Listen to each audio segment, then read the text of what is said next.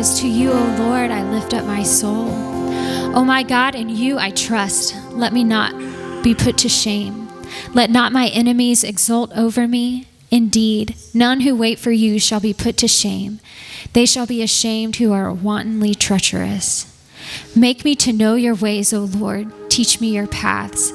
Lead me in your truth and teach me, for you are the God of my salvation. For you I wait all the day long.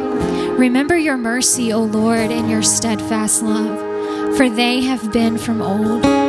Remember not the sins of my youth or my transgressions. According to your steadfast love, remember me, for the sake of your goodness, O Lord.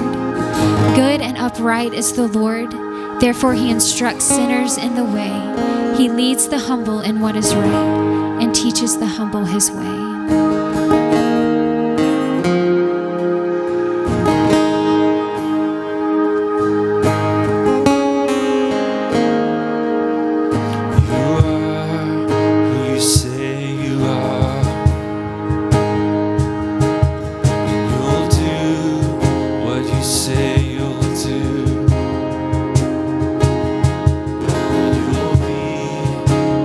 Always been to us.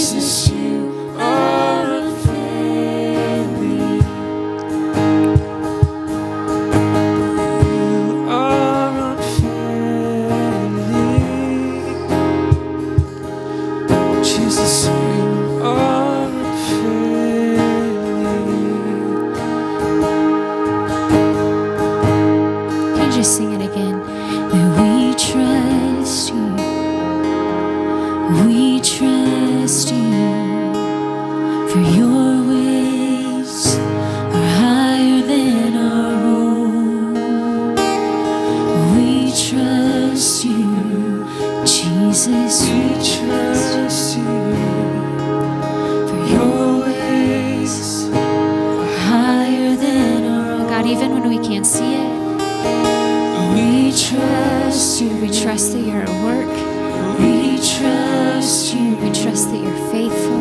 Your ways are higher than our own. Lord, we trust that you see us. We trust you. Lord, that you have not forgotten. We trust you. Lord, that you see our struggle. Your ways are higher than our own. Lord, we love you. And God, we trust you. Lord, I pray, Lord, that you would remind our hearts, Lord, of who you are. Lord, of your goodness. Lord, that you are who you say you are. Lord, that all of your promises prove true.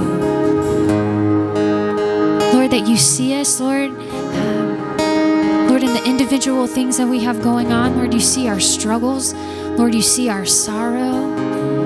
Lord, you see our joy. Lord, you see all of it, and you're in the midst of it. God, Lord, you see our world. You see the state that it's in, God. And it doesn't change anything about who you are. It doesn't change your mercy. It doesn't change your goodness. It doesn't change your faithfulness, God. Lord, that we can be confident in who you are. Lord, that we can sing boldly, Lord, that we trust you because we know that you will be faithful. Lord, and we know that you will bring victory in your way. Lord, it may look different than we think, God, but Lord, we trust that you are at work. Oh, Lord, give us vision to see it. God, strengthen our hearts to trust you. God, don't let this be empty words that we sing, God, but Lord, I pray, Lord, that it would just seep down into who we are, God, deep, Lord, into my spirit, God, to trust, Lord, that you're at work, that you are who you say you are, and you haven't changed, and you won't start now. God, you're so worthy, and we're so undeserving, yet you love us anyway, God, and we're so thankful. It's in your name that we pray. Amen. You guys can take a seat.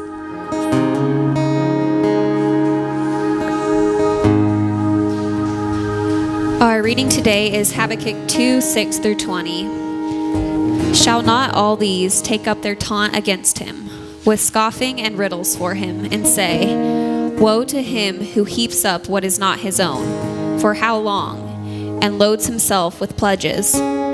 Will not your debtors suddenly arise, and those awake who will make you tremble? Then you will be spoil for them, because you have plundered many nations. All the remnant of the people shall plunder you, for the blood of man and violence to the earth, to cities and all who dwell in them. Woe to him who gets evil gain for his house, to set his nest on high, to be safe from the reach of harm. You have devised shame for your house by cutting off many peoples. You have forfeited your life. For the stone will cry out from the wall, and the beam from the woodwork respond. Woe to him who builds a town with blood and founds a city on iniquity. Behold, is it not from the Lord of hosts that peoples labor merely for fire, and nations weary themselves for nothing? For the earth will be filled with the knowledge of the glory of the Lord, as the waters cover the sea. Woe to him who makes his neighbors drink. You pour out your wrath and make them drunk, in order to gaze at their nakedness. You will have your fill of shame instead of glory. Drink yourself and show your uncircumcision. The cup in the Lord's right hand will come around to you, and utter shame will come upon your glory. The violence done to Lebanon will overwhelm you, as will the destruction of the beasts that terrified them. For the blood of man and violence to the earth, to cities and all who dwell in them. What profit is an idol when its maker has shaped it, a metal image, a teacher of lies? For its maker trusts in his own creation when he makes speechless idols. Woe to him who says to a wooden thing, Awake, to a silent stone, Arise. Can this teach? Behold, it is overlaid with gold and silver, and there is no breath at all in it. But the Lord is in his holy temple. Let all the earth keep silence before him. We were on Zoom a little bit earlier at 9 o'clock. with other members of our Park City community, just chatting, and I shared with them briefly that if any of you who are working remotely, I know we have educators and others who a lot of time on Zoom, and my kids are two of them in the second grade, and everything happening via this little, I don't know how many inch iPad that they're using. And this week I had a moment, an experience that I wasn't prepared for. I was chatting with one of them, and I saw her sister, the teacher had given some instruction, and I saw her sister turn and look away from the iPad and point to someone who wasn't there and repeat the instruction, right? So the teacher was like, please do X, Y, and Z. And my kid turned around and said the same thing to someone who wasn't there. And I looked at her, I said, what are you doing? And she said, oh, sometimes I tell my imaginary person, there's an imaginary man here, an invisible man, I think is the word she used, I just tell him what's going on in the class. And I thought, okay, all right, stay calm, Matt. And I just kind of let it go. I'm like, cool. And we went about the rest of our day. Well, a few days later, we were sitting around as a family one evening and just kind of chatting about, one of those rare moments when the kids they're just chatty, and you're just happy to be there, to hear, like, what are they going to say next? And so over the course of that conversation, I was like, oh yeah, Jess, so, this happened a few days ago, and have you guys told Mommy? They're like, no, and then we kind of chatted for a moment. They're like, yeah, we do that, both of them. We do that all the time. What? They're like, yeah, we frequently will look off camera and pretend we're talking to you or Mommy, and then we'll turn back and face the class, the teacher. And again, I thought, all right, I have no idea what's going on, right? I don't know what's happening, but apparently this is the world we live in now, right? Like this is your life, and whatever your little 8-year-old mind is doing, maybe you're just playing games with classmates, maybe you're processing some deeper reality that I am not aware of, and you need help doing that, and this helps you to do that. I don't know what that experience is for you in your 8-year-old mind, but I thought, okay, this is the world now. This is your world now, and ours as well. And our reading this morning, I think there's a correlation here. Our reading this morning, I think, creates or flows from a really similar feeling. All right, Habakkuk, again, remember, has just been voicing his complaint that Judah, his people, his country, the ones who have been chosen to be the righteous expression of God's good character to the world, Judah has gone way sideways, right? They are corrupt and broken and unjust and evil and taking advantage of one another and exploiting each other. I mean, all sorts of evil, just it's running rampant. And Judah has cried out, God, do you see this? And God has said, yes, I'm sending the Babylonians, right? People even more unjust, wicked, evil, corrupt, and violent than you are. And you get the sense in which Habakkuk's processing of this conversation is like, well, this is the world we live in, right? This makes no sense to me. I can't understand a bit really of what you're trying to communicate to me, God, in this moment, but this is the world now.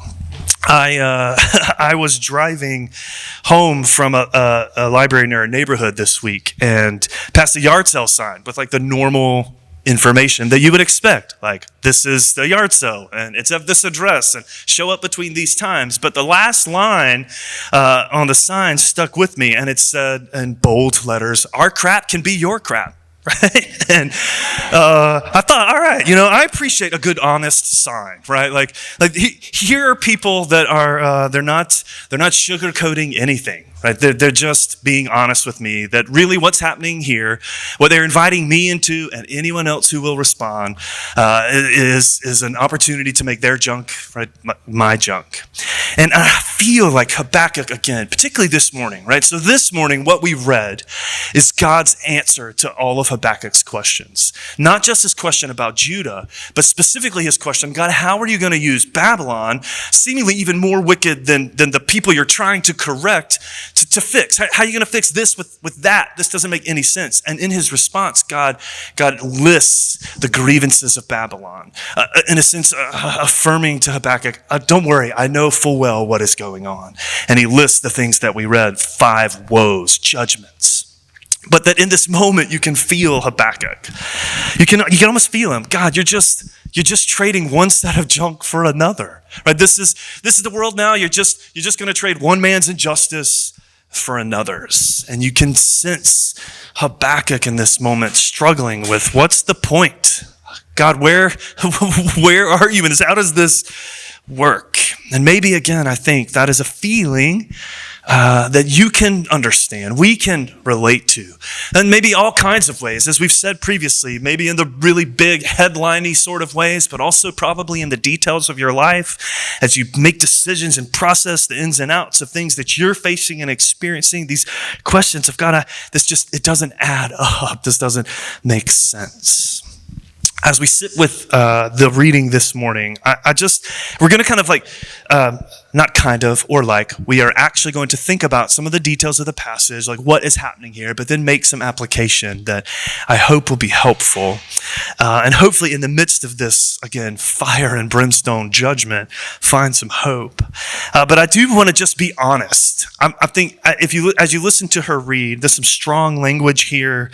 And I just think we have to be honest that first of all, immediately, like right off the bat, that this passage is particularly difficult to read and hear. Particularly, I'll just be honest with you, in reflecting and preparing for this morning, in this particular cultural moment of tension and wrestling with histories of injustice and current questions of power dynamics and control and economic inequalities, all of these things, just to name a few, that with sort of the present moment as a backdrop, it was challenging to hear and read this list of grievances.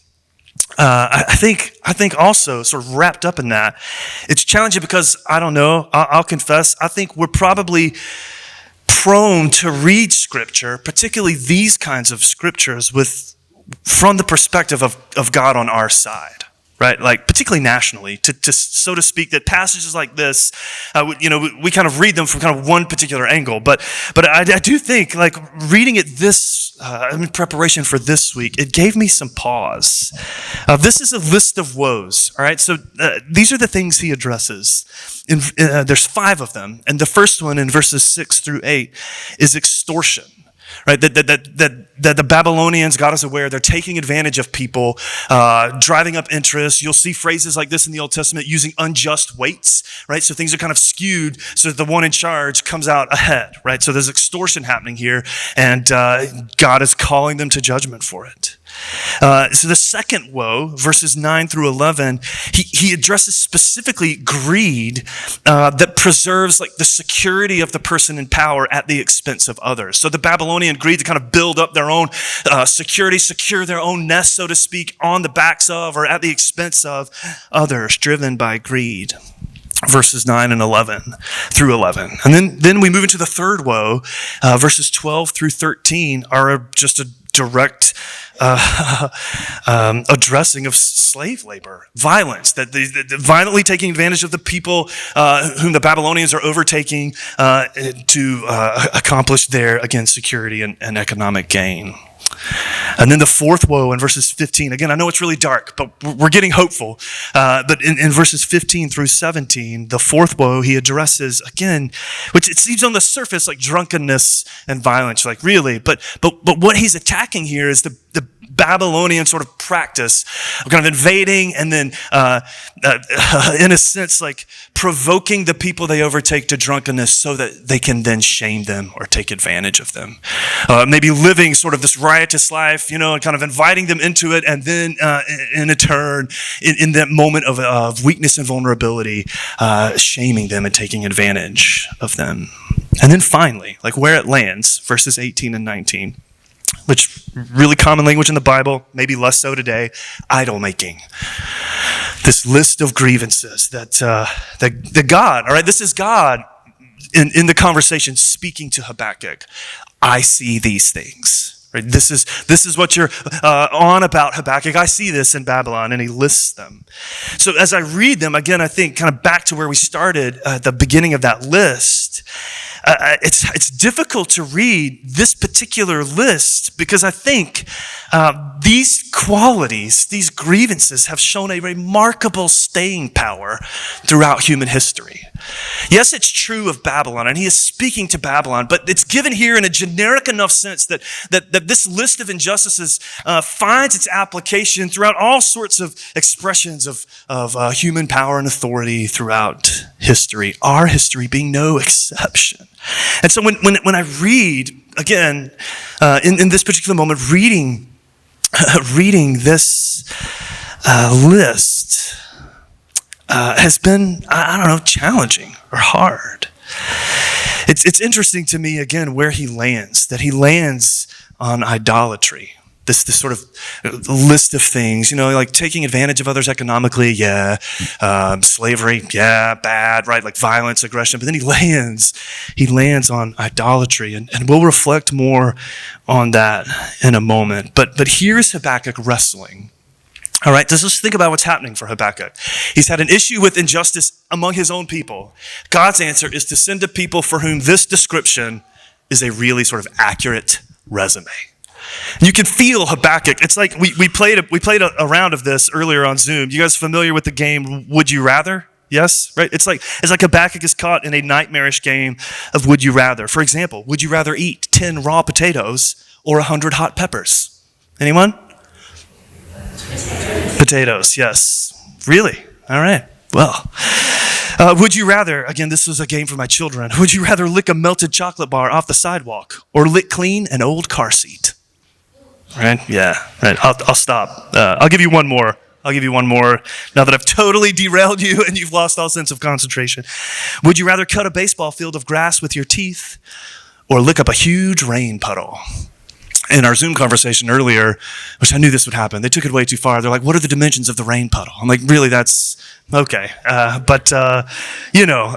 was a good time. It was a good time. Actually, the first card I pulled out this morning, the first one just kind of randomly drew. This was the question. Would you rather have to have one hand touching another person for every minute of every day or never be able to touch another human being again? Which I thought was a particularly prescient question for the moment that we're in. But here's like the reason for that little exercise. It feels like Habakkuk's kind of stuck in that kind of game, right? That God has given him two options, neither of which are particularly appealing, right? Like there's injustice here, and you're telling me you're going to send the Babylonians, right? Even more pronounced injustice here. He's stuck in a game of just really no good options.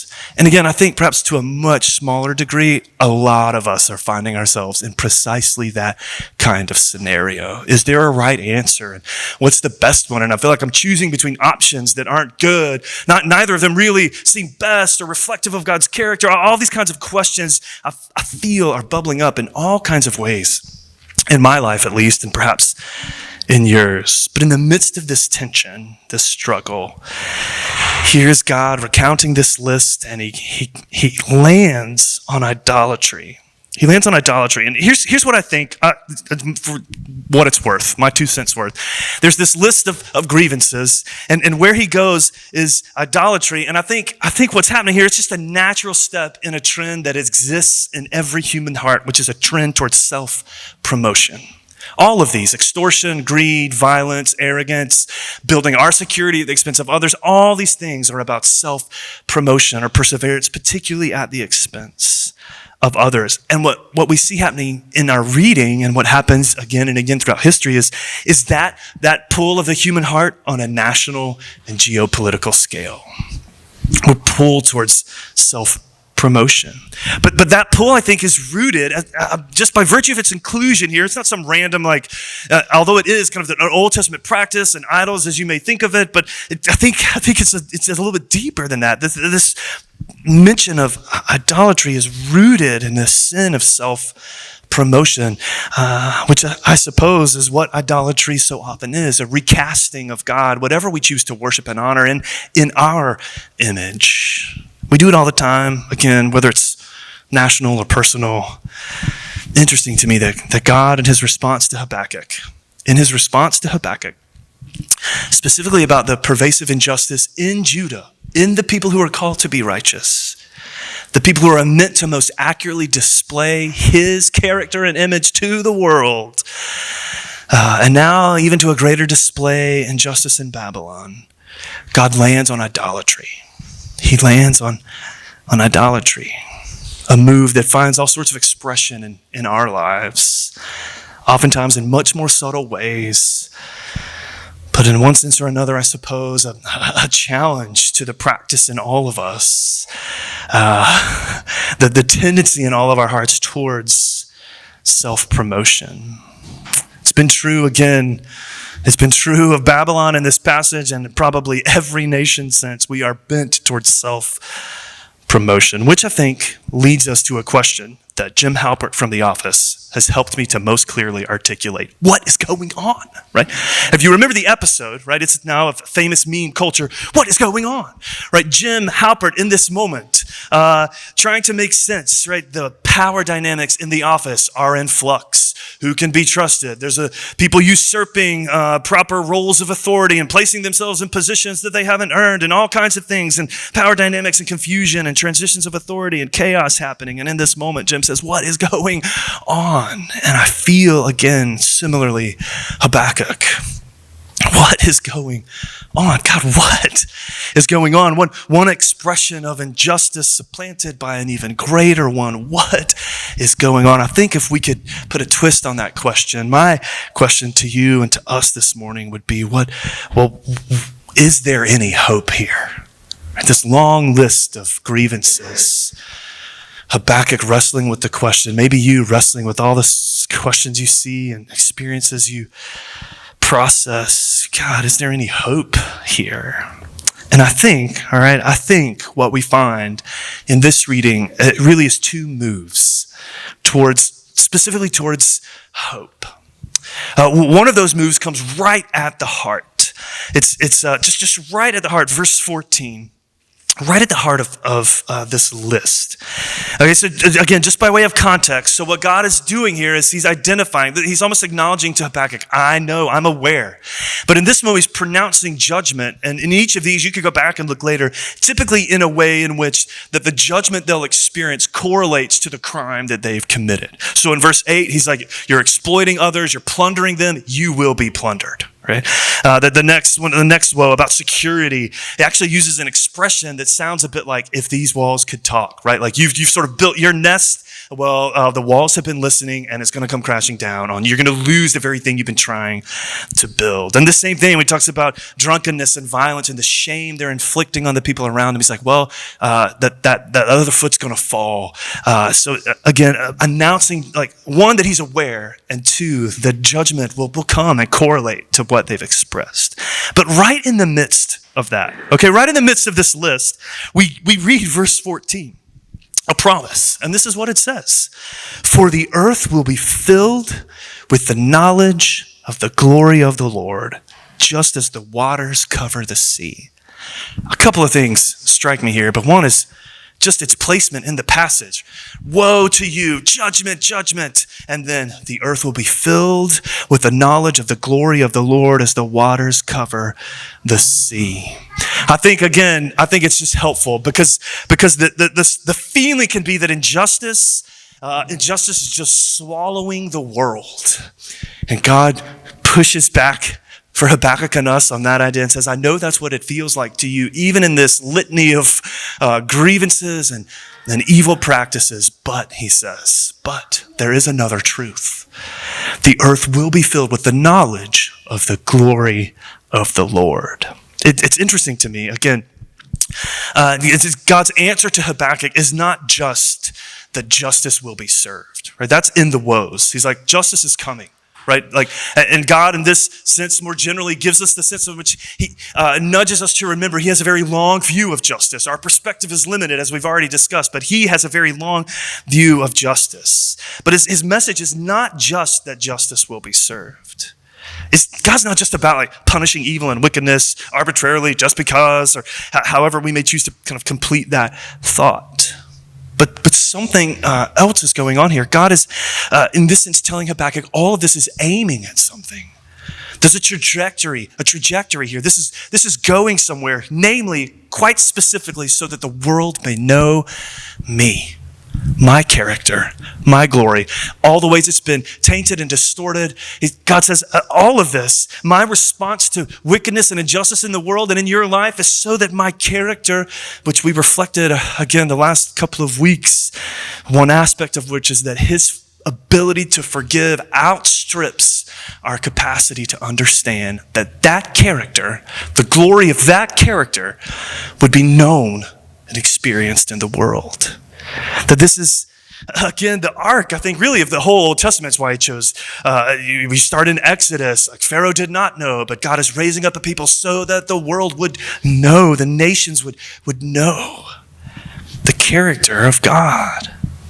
The character of the one who is making himself known in and through Israel would be known among the nations, which I think helps us then understand why idolatry is on the list. It's not surprising then that Judah's sin, the crime of their injustice, is not just against each other. It's a crime against God. It's a distortion of his image and character that he longs to be displayed and known to the world so that they could know the one of whom we sang about, whose love is steadfast. And here, again, we hear Habakkuk. We hear him, or we're with him in this conversation. God listing the grievances of Babylon. Here, right in the middle, extending him an invitation to hope. Habakkuk, I know you can't see it. I know at times it might feel arbitrary or long in coming, but Habakkuk, this is going somewhere. I will make my goodness, my glory, my character known in the world as the waters cover the sea. That God will make himself known in your life, in our world. This is the gospel, right? That in the middle of COVID, in the middle of reckoning with past and present sins, in the midst of persecution experienced the world over, God will make himself known. He is, again, I feel like we're just repeating the same things week to week, but he is at work. At work specifically, revealing his good character. And I think sometimes, I don't know, that can be hard to see, hard to remember, hard to visualize. I used to preach from a tablet. It was much easier to turn the pages, so I'm going to awkwardly figure this out here. Thanks for your patience. But I think again, God's process, or in this moment, this move, not process, but this move, this promise to make himself known finds its fullest expression in Jesus. Listen to the language of John's gospel as he describes Jesus. All right, so keep in the background this promise. The whole earth will be filled with the knowledge of the glory of the Lord. And this is how John describes Jesus. The Word became flesh and made his dwelling among us. We have seen his glory, the glory of the one and only who came from the Father, full of grace and truth. This promise that in Jesus, we see an expression of that very character and glory in a way we have never seen before or will ever see again in quite the same way. That Jesus here in this moment, an expression of God's goodness and character in the world. If you will, an answer to that promise that God gives to Habakkuk, and an invitation for us. If we're struggling, if we're questioning, God, what does it look like? What do you look like? I can't make sense of what is your character? Here's so many things. An invitation to look at Christ, to look at Jesus and hear and see the clearest expression of that promise in our world. But then I think, again, that's kind of the first move. There's one other promise in this passage, and it comes at the end of our reading of verse 20, and maybe I think offers us a response, so a way in which to maybe respond to all that we've read so far. Verse 20, this is where we land. But the Lord is in his holy temple. Let all the earth keep silence before him. But the Lord is in his holy temple. Let all the earth keep silence before him. So here's the movement. All of this wickedness, God says, I see it, and I will work retribution in Judah and in Babylon. No one is exempt. All evil will be accounted for, God says. But in the midst of that, he says, there's a reason, there's a direction. All of this is headed so that my goodness can be more clearly seen. And over the course of that conversation, he lands here. The Lord is in his holy temple. Let all the earth keep silence before him. It's an image, again, I think we can read that as kind of like God being distant or aloof, but really it's an image of God attending, of God paying attention to and being tuned in, like attending to his world. It's not a picture of some distant, aloof deity. Rather, it's an image. It's calling to mind for Habakkuk and his time, and for us, God and his temple, the place in which in the Old Testament, the place in which God was present with and among his people. This was the place where they went to hear from him, the place where they went to know that he was with them, among them, in the midst of all of their struggle and questions and even wickedness, the temple was this picture, this place of God's presence among his people, present, alive, attending to them, responding to them. And in this list, it stands in a really stark contrast to the closing woe. Idol makers, God says. Notorious, infamous self-promoters. In response to that, we read, but the Lord is in his holy temple. Let all the earth keep silence. Again, a contrast to the temptation to build idols. Again, most often in our own image, idols which are lifeless, which are speechless. But here God says to Habakkuk, the God to whom you, Habakkuk, and you this morning at Park City, the God to whom you bring all of those prayers and complaints and concerns and frustrations and questions, the God to whom you bring all of that, in this promise, we're told is attentive and alive and present among his people. The Word became flesh and made his dwelling among us. And in his presence, right, in the presence of one who is alive, not one who is lifeless and speechless, we could respond a few ways, but here in this passage, we're nudged to respond with silence because, unlike all of those idols, this God speaks. Right, the reason for silence in this moment, yes, it's reverence and awe, but I think the nudge here, particularly in contrast to the idols that he's just described, is because silence is warranted here because this God speaks. He speaks into the situations of our world and our lives because he's lovingly attendant to all that is happening in the world that he has made and in your life that he has made. I referenced last week a book, again, it just wasn't on purpose. I happened to be reading a book about listening, and it's just as dovetailed really nicely with my experience of studying Habakkuk. But Kate Murphy in her book, again, You're Not Listening, devoted a section to silence. And this is what she said. Somehow, lost in our self-promoting culture is the fact that you can't talk your way into relationship. Garrulousness fills the silence, but it also erects a kind of wall that separates us from each other, which I found a really fascinating image in light of this promise from God to Habakkuk, that he is in his temple, and of all the ways we could respond, he invites us to respond with silence, rather than building up all sorts of walls that separate, and even as Habakkuk has done, sort of filling the space with his words, eventually coming to the end of those words, and in that silence, allowing space for God to speak. Extortion, greed, arrogance, violence, all the things on this list, again, with the thread of self-promotion running right through the heart of it. God says, give all of that up. All the words you spend on that endeavor. The promise in this passage to give all that up. And in the silence that follows our letting go of that self-promotion, he invites us to hear a new hope that he speaks. He speaks. So I think we take these two things together, right? These two promises together, that he will accomplish his purposes. His character will be on display in the world.